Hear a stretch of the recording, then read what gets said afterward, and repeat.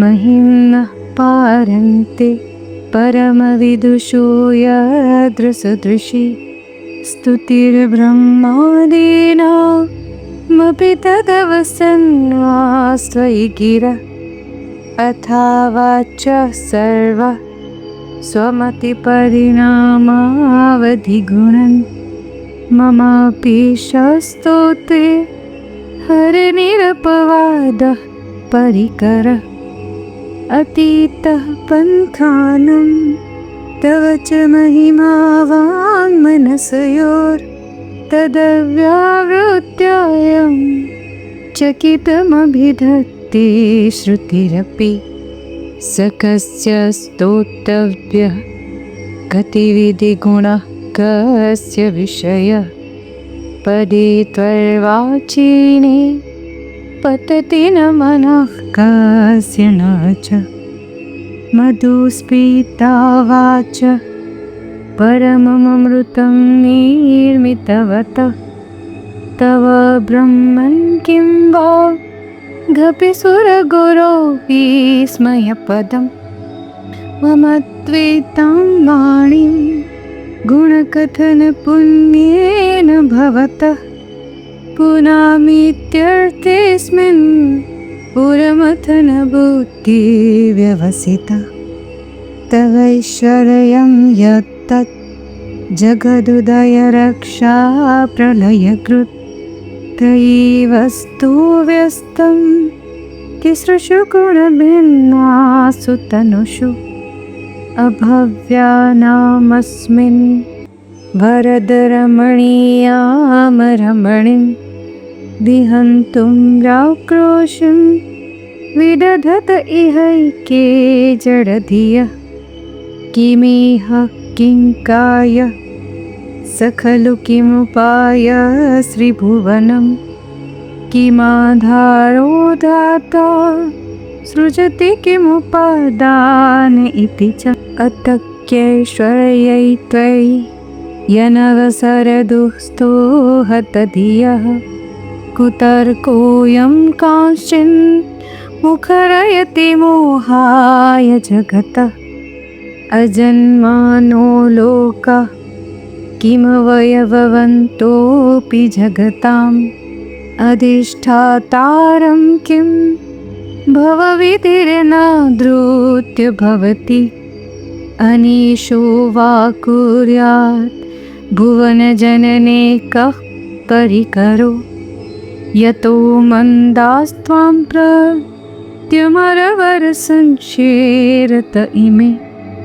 त्रयी साङ्ख्यं योगः पशुपतिमतं वैष्णवमिति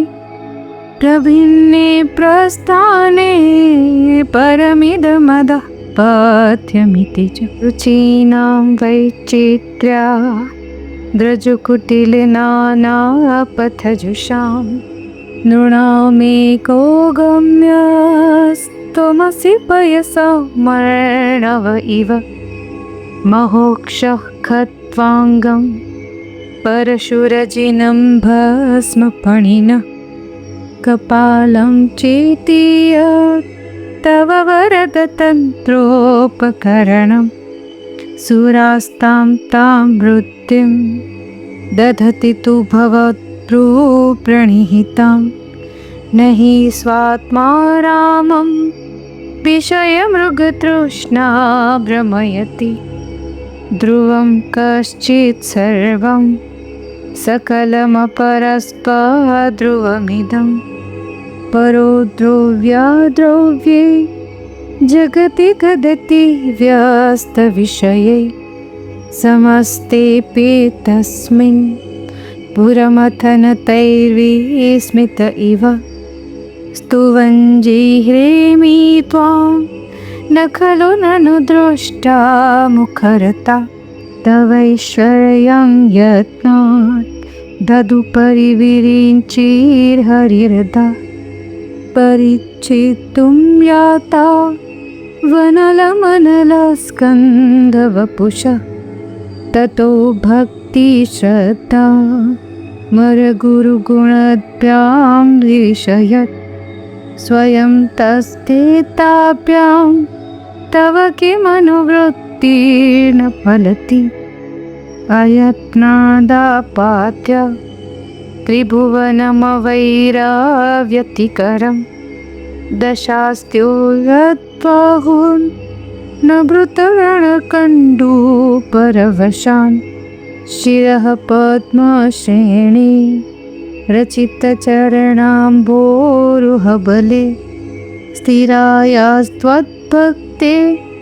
स्त्रीपुरहरवे स्फूर्जितमिदं मुष्य त्वत्सेवा समधिगतसारं भुजवनं बलात् कैलासेऽपि त्वदधिवसतो विक्रमयतः अलभ्य पाताले व्यलसचलिताङ्गुष्ठशिरसि प्रतिष्ठा त्वय्यासीत् ध्रुवमुपचितो मोयति खलः तदद्वे सूत्रं नो वरद परमोच्चैरपि सति वदश्चक्रे बाणं परिजनविधेयास्त्रिभुवन न तच्चित्रं तस्मिन् वरिवसितरि त्वच्चरणयोर्न कस्या उन्नत्ये भवति शिरस्त्वाय्यावनतिः अकाण्ड ब्रह्माण्ड क्षयचकितदेवासुरकृपा विधेयस्यासीद्य स्त्रीनयनविषं संयथवतः सकल्माशकण्ठे तव न कुरुते नाश्रियमहो विकारोऽपि श्लाघ्यो भुवनभयभङ्गव्यसनिनः असिद्धार्थानेव क्वचिदपि स देवासुरनरे निवर्तन्ते नित्यं जगति जैनो यस्य विशिखः पश्यन्निशत्वम् इतरसुरसाधारणमभूत् स्मरः स्मर्तव्यात्मान इव शिशुपत्या परिभव महीपादाधाता व्रजति सहसा संशयपदं पदं विष्णोर्भ्राम्याद् भुजपरिकरोग्णग्रहगणं मुहुर्दौर्दौस्त्यं यात् त्यनिवृतजटा ताडिततटा जगद्रक्षायै त्वं नटसि ननु वा मयैव विभुता वियद्व्यापीतारा गणगुणितफेनोद्गमरुचिः प्रवाहो वाराम्यः पृषतलघुद्रष्टः शिरसि ते जगद्विपाकारं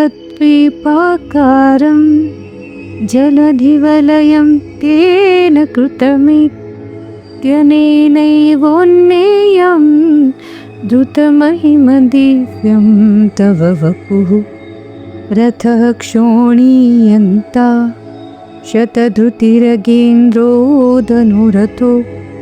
रथाङ्गे चन्दार्कौ रथचरणपाणिशर इति दिगक्षोस्ते कोऽयं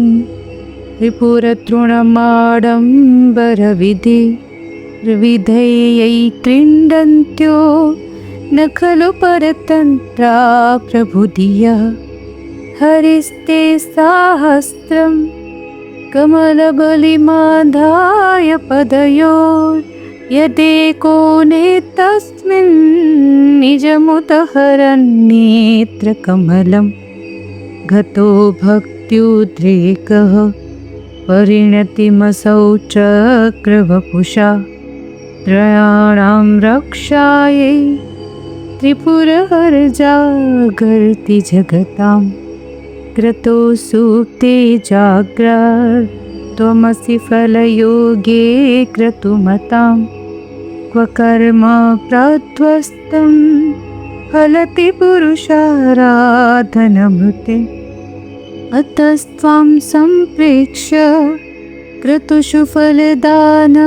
प्रतिभुवं श्रुतौ श्रद्धां वत्वा दृढपरिकरः कर्मसु जन। क्रियादक्षो दक्षः क्रतुपतिरधीशस्तनुभृता ऋषीणामार्त्वीचं शरणदसदस्यासुरगणा क्रतुभ्रंशस्त्वत्तः क्रतुफलविधानव्यसनिनो ध्रुवं कर्तुः श्रद्धा विधुरमभिचाराय हि मखः प्रजानाथं नाथः रसमपमिकं स्वां दुहितरं गतं रोहितपूतां रिरमयिषु मृष्यस्य वपुषा धनुष्पाणिर्यातं दिवमपि सपत्राकृतममुं त्रसन्तं तेऽद्यापि त्यजति न मृगव्याधरभसः स्वलावण्याशंसा धृतधनुषमह्नाय तृणवत् पुरः प्लुष्टं दृष्ट्वा पुरमदनपुष्पायुधमपि यदि स्त्रीणं देवी यमनिरतदेहार्धघटना दवेति त्वामत्ता बत वरदमुक्ता युवतयः श्मशानीष्वा क्रीडा मरहरपिशाचाः सहचरः चिताभस्मालेपः प्रगतिर्करोति परिकरः अमङ्गल्यं शीलं तव भवतु नामैवमखिलं तथापि स्मर्तॄणां वरद परमं मङ्गलमसि मनः प्रत्यचित्ति सविधमवधायात्तमरुतः प्रहर्ष्य द्रुमाणः प्रमदसलिलोत्सङ्गितदशः यदा लोक्यालातं तद इव निमज्जामृतमये दधत्यन्तस्तत्त्वं किमपि अमिनस्तत्किल भवान्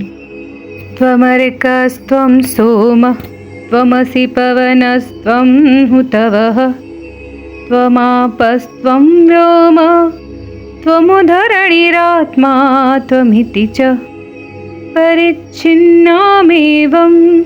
त्वयि परिणता विप्रतुगिरं न विद्मस्तत्तत्त्वं वयमिह तु यत्त्वं न भवसि त्रयीति स्त्रुवृत्ति स्त्रिभुवनमथोत्रीनपि सुरा नकारात्तैर्वर्णैः स्त्रिभिरपि दधतीन विकृति तुरीयं ते धाम ध्वनिभिरवरुन्धानमणुभिः समस्तव्यस्तं त्वां शरणदगृणात्योमिति पदम् भवः शर्वो रुद्रः पशुपतिरथोग्रः सह महा तथा भीमेशान इति यदविधानाष्टकमिदम् अमुष्मिन् प्रत्येकं प्रविचरति देवश्रुतिरपि प्रियायास्मै धाम्ने प्रविहितनमस्योऽस्मि भवते नमो निदिष्ठाय प्रियदवदविष्ठाय च नमो नमः क्षोदिष्ठाय स्मरहरमहिष्ठाय च नमः नमो वर्षिष्ठाय त्रिनयनयविष्ठाय च नमो नमः सर्वस्मै ते तदिदमिति शर्वाय च नमः बहलरजसे विश्वोत्पत्तौ भवाय नमो नमः प्रबलतमसे तत्संहारे हराय नमो नमः जनसुखकृते सत्वोदिक्ताय हस्तो मृडाय नमो नमः। ब्रह्मसि पदे निस्त्रैगुण्ये शिवाय नमो नमः। कृशपरिणतिचेतः क्लेशवश्यं क्वचेदं क्व च तव गुणसीमोल्लङ्घिनी शश्वद्रतिः इति चकितममन्दि कृत्य मां भक्तिराधात् धरद चरणयोस्ते वाक्यपुष्पोपहाराम्।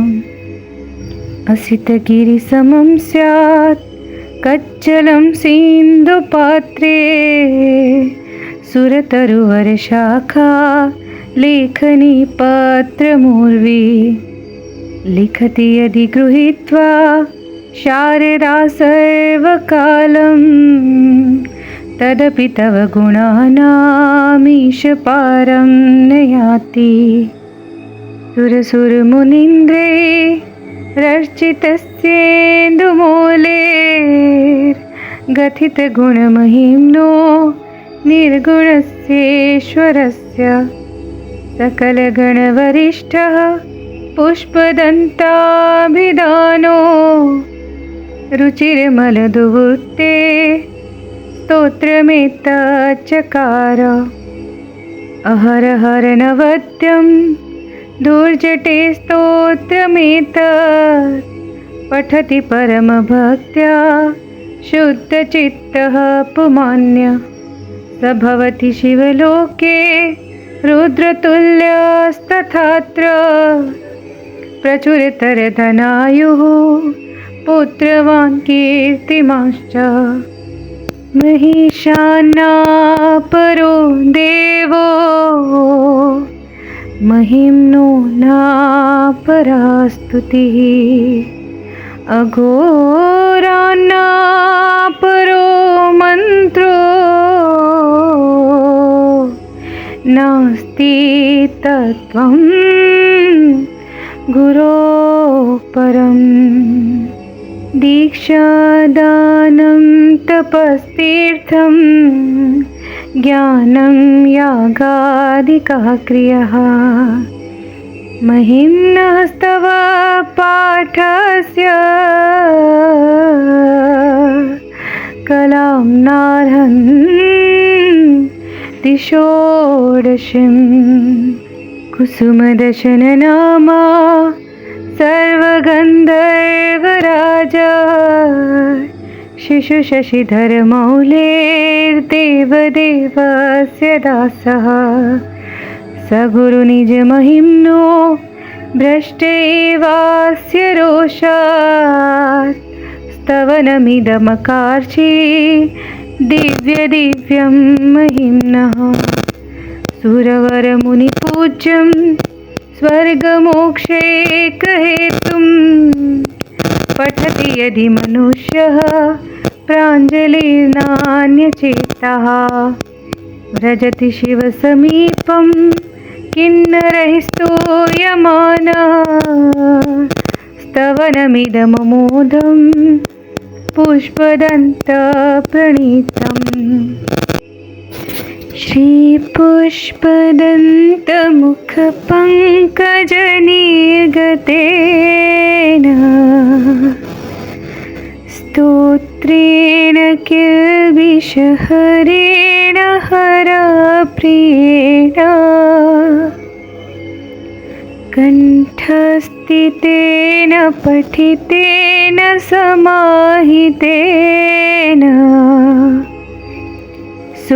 प्रीणितो भवति भूतपतिर्महेश इत्येषा वाङ्मयी पूजा श्रीमच्छङ्करपादयोः अर्पिता तेन देवेश प्रीयतां मे सदाशिवः। तव तत्त्वं न जानामि कीदृशोऽस्ति महेश्वर यादृशोऽसि महादेव तादृशाय नमो नमः। एककालं द्विकालं वा त्रिकालं यः पठेन्नरः सर्वपापविनिर्मुक्तः शिवलोके महीयते। यदक्षरपदभ्रष्टं मात्राहीनं च यद्भवेत् तत्सर्वं क्षम्यतां देव प्रसीद परमेश्वर। आसमाप्तमिदं स्तोत्रं पुण्यं गन्धर्वभाषितम् अनोपम्यं मनोहारी शिवमीश्वरवर्णनम्।